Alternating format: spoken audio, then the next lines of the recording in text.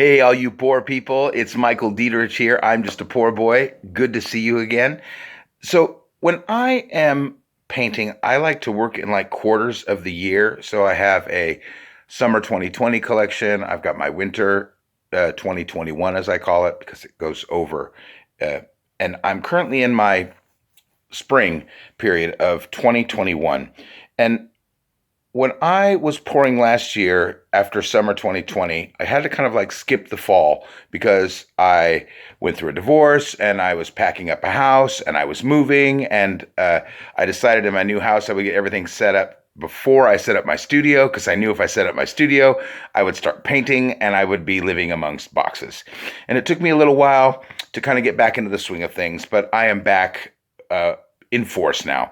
And now that I'm in this spring section, I'm pouring, and I often find that, yeah, you sometimes have a favorite piece, or yeah, in 2020, I can't really pick my favorite piece of that collection, that summer collection, but I can give you like my top five. There's a custom piece that is one of my absolute favorite paintings of all time. And in 2021, I've had quite a few pieces, but like none has taken the top position until now.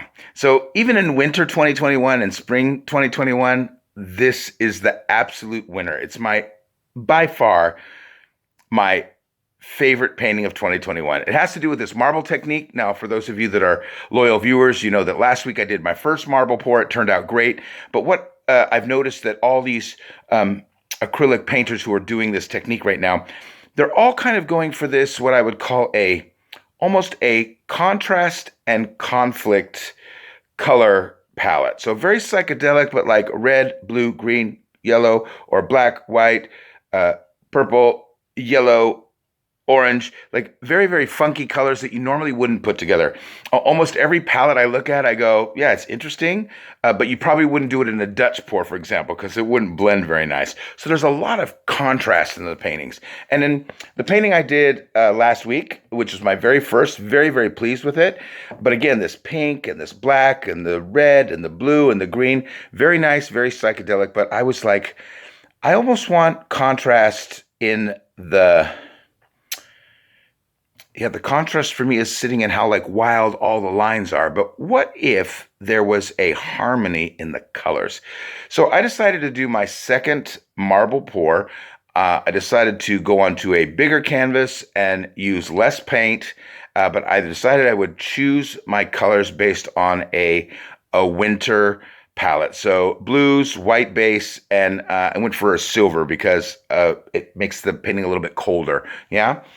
And the other thing that I was going for in this one was I was going to use cheap paints because I'm trying to help people also paint on a budget. So like these are like dollar store paints.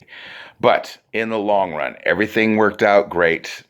Cheap paints, bigger canvas, still probably too much paint on the canvas, but I'm going to have some lovely skins from this one. Oh, they're going to be gorgeous. But I'm super, super pleased because this, up to this point, is hands down my absolute favorite acrylic pour of 2021. Check it out.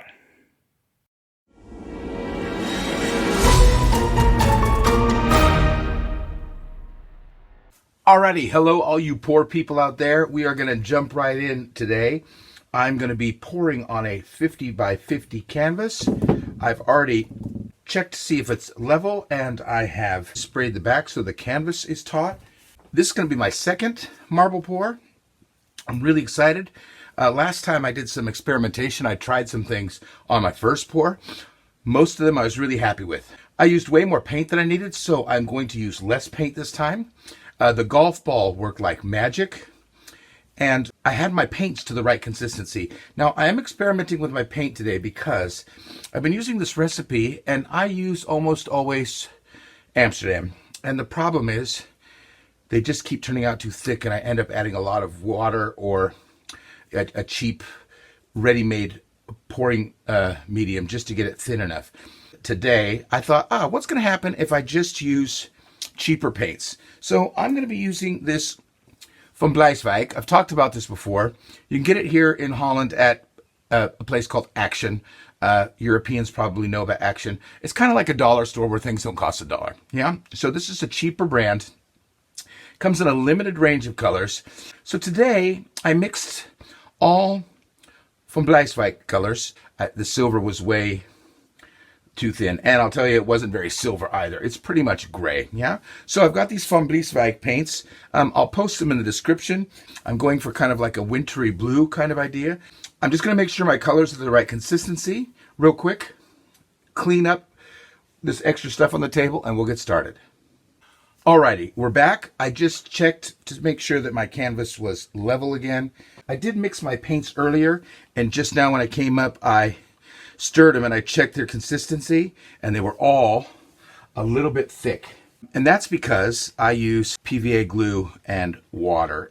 So I had to thin them all down just a little bit, and that's because to get the air bubbles out, I decided to let them sit, but by letting them sit long enough, then the glue kind of hardens. So last time on that small canvas, I did 9 small puddles, and I think I'm going to do that again today, but I'm just going to start with a small one in the middle,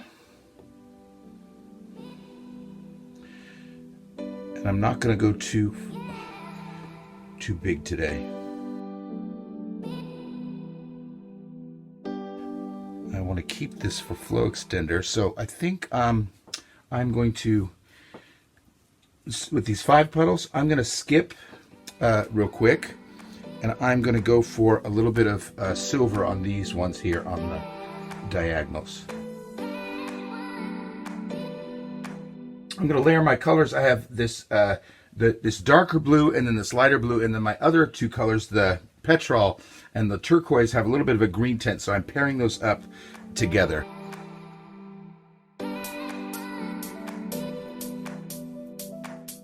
Feel like it's getting a little bit thicker as we get towards the end, just why I had this.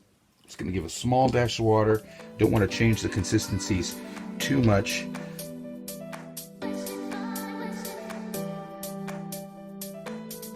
Great, so I can see that that's a little bit runny because of the way that came out there. I'm not going to see that as a drama, and if it comes out as like a problem child, I can always tilt that part off.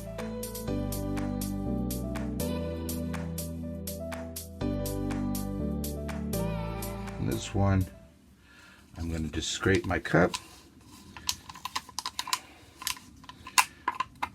I've been using a new kind of, I call it my guesstimate system, where I'm not going to share that yet until I know a little bit better, but I've been trying to waste less paint, so try and make the perfect amount for the canvas, and like that one just came out perfectly. Okay, now we're on to our silver again, and that silver, remember, I'm just going to pour the silver in the inner cross because I have it on the outside, so I'm going to change it up a little bit.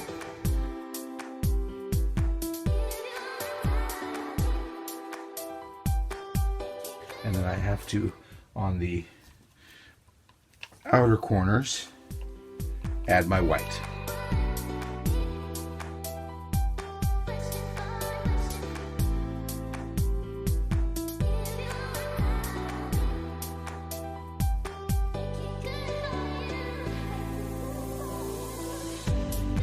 And people who've been who've known me and who've watched me for a long time and know my Facebook lives and my Instagram feeds and even some of my earlier videos know I always make too much paint.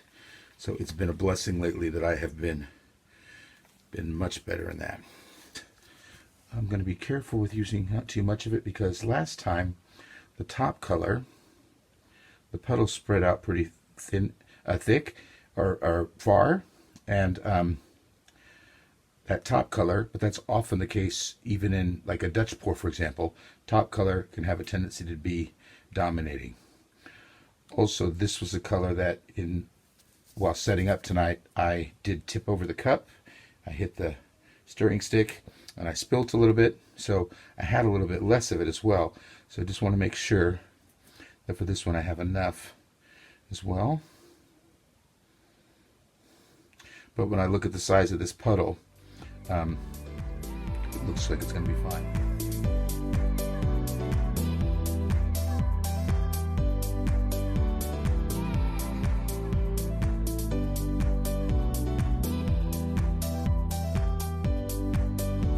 Now this cheap paint also does not have a tendency to sell up very well. So last time I didn't want to torch my canvas in advance to get the bubbles out. I was afraid of cells, but for this I'm not afraid at all.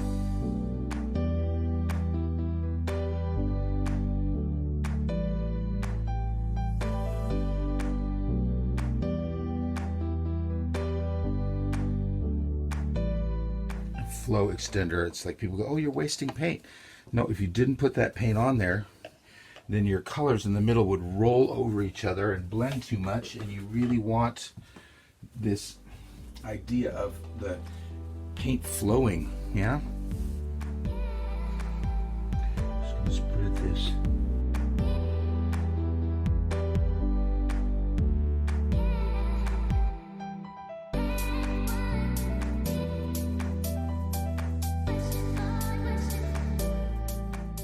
Okay, and now it's time for my friend, the golf ball. Now, it's called the marble technique, B.R. Turner Art, B.R. Turner Art. He is accredited with this technique. He's got a great channel, but when I saw it, I was seeing all the other acrylic pour artists were like going straight and trying it. And I wanted to try something different, so I thought, I know what I'm going to do. I'm going to get a golf ball. It took me a while to get organized. I was busy with some YouTube video editing and stuff like that, and I finally got a golf ball, and then I tried it and I was like, yes. And then I went and I saw online like, oh, tons of people have already used the golf ball, so cash in on that original idea right away. Great. I'm going to put it in this corner and we are going to start tilting.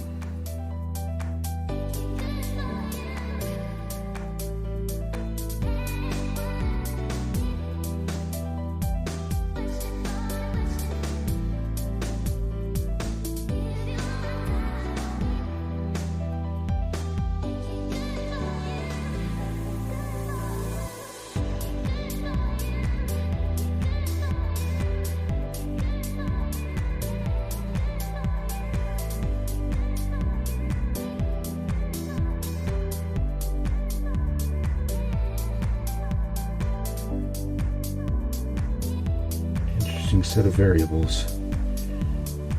Interesting set of variables. Who talks like that? Data from Star Trek, maybe.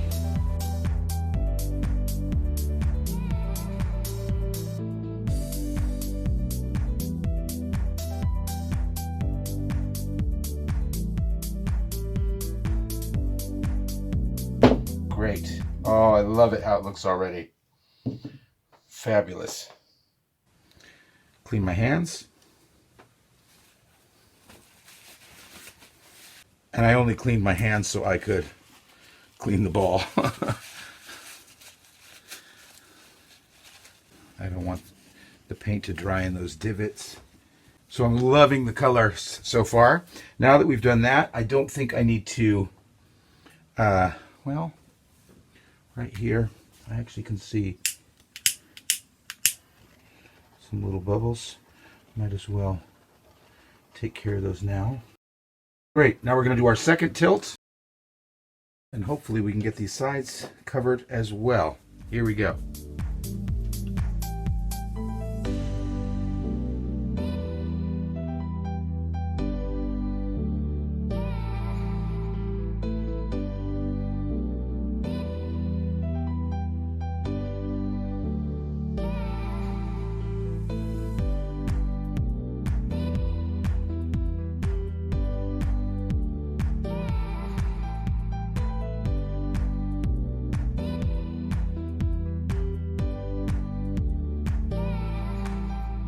Oh, stop, stop, stop. Oh my gosh. So these, I don't want to point because I don't want to drip my fingers on it. These bands here are so lovely and tight. And I had big bands over there. I was like, want to get rid of them. The only thing is that this heavy bit right here could be, for me, a little thinner. So, but I almost don't want to lose that edge either. Just going to do some quick editing now. Especially in these corners. So the sides are great. It's just the corners as usual, but the sides are so much easier in this.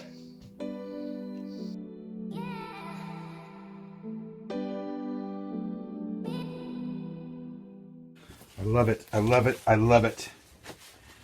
So I went for a little bit less psychedelic colors this time as well. I see a lot of people are using all of these, I'm not going to say clashing colors, but very contrasty and colors that you probably wouldn't use in a Dutch pour, for example.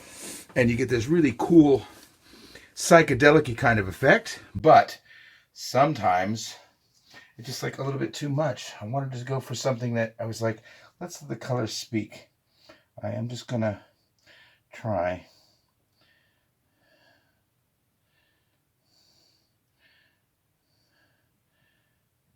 This greenish turquoise area right here. I'm making it smaller. That's what I wanted. Great. This one right here. Oh, perfect. Oh. I'm really, really excited about this one, guys. It turned out great. Now, I'm just taking a look. Those sides and corners are good. I am going to grab my palette knife, because right here, for example, I got this. What's this color here? Here.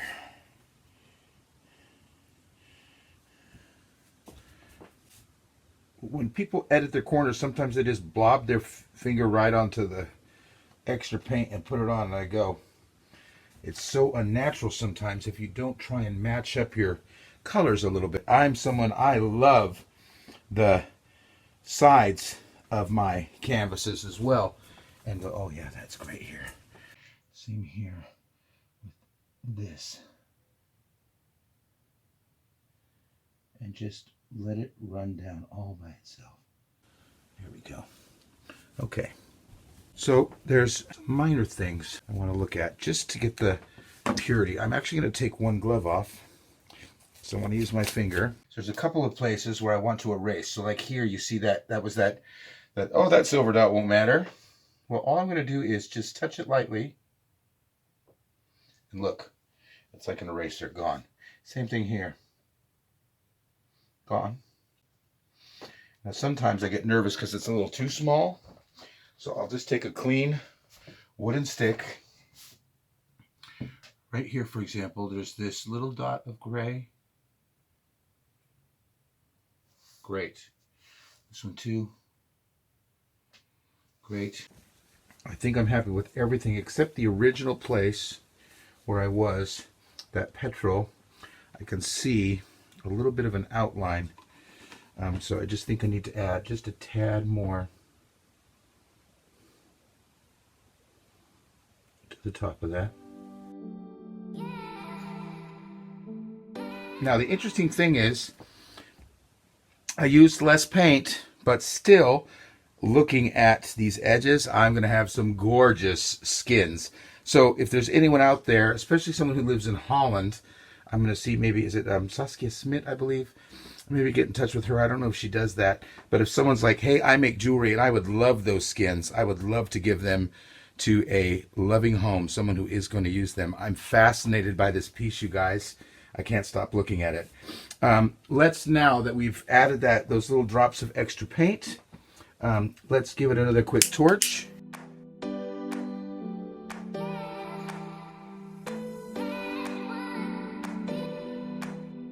Great. A lot of people say, yeah, you have to use a torch. There's so many have-tos from so many people, and I go, a torch is especially really good for me in the beginning for removing air bubbles. But when it comes to like smoothing out a paint like this is thin, I could literally see the paint moving as I blew it, and I just make sure that I don't get too close. I'm adjusting that white. As I said, I kind of made it a little thinner, and it's blending into some places really cool way. But I saw one last dot. Let's hit that one too. Wow, I tried the colors like everyone else, but this one immediately, I mean, maybe that sounds terrible to say, but if I was in shopping for art and I saw this piece, I would definitely consider it. It's also definitely in my color palette. I love blues. Love blues. Love the ocean. So, as usual, we scrape.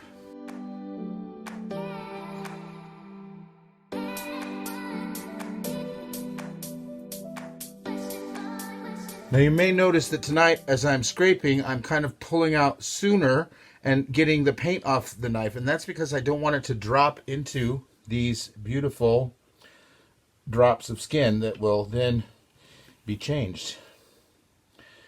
Oh, when I do the close-up tomorrow, guys, I'm definitely going to show you the sides. Oh, this is one of those paintings that the sides deserve to be seen.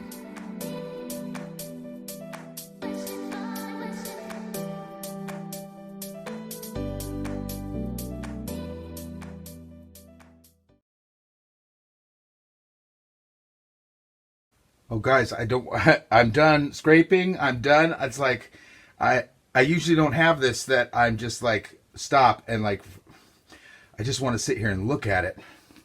So fascinating. This section here, where this lines here, you come, where do all these colors, they kind of blend here, and then suddenly they branch out, and you see this stripe, this one, and then they just fan out here, this little cross here, just enough of this turquoise and balance.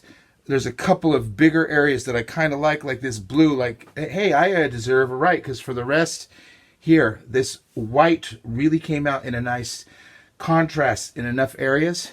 I'm really interested to look at the orientation. I can't wait to show you this side of the painting, this side of the painting. This one is also really nice. The back is okay. It's the side I can't see, but again, I'm not concerned about that.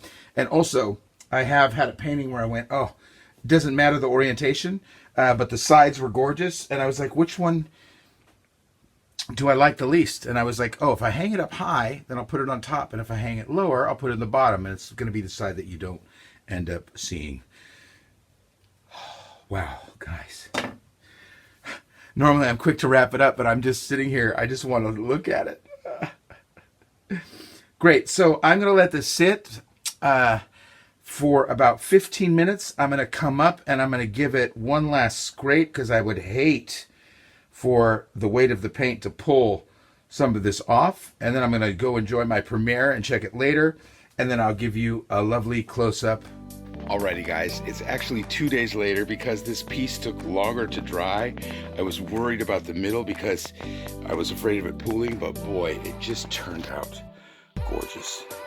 It has been turned in orientation. This was my favorite part, how these lines here just seem to stretch out and make, it's like three colors turn into all these colors stretching all out.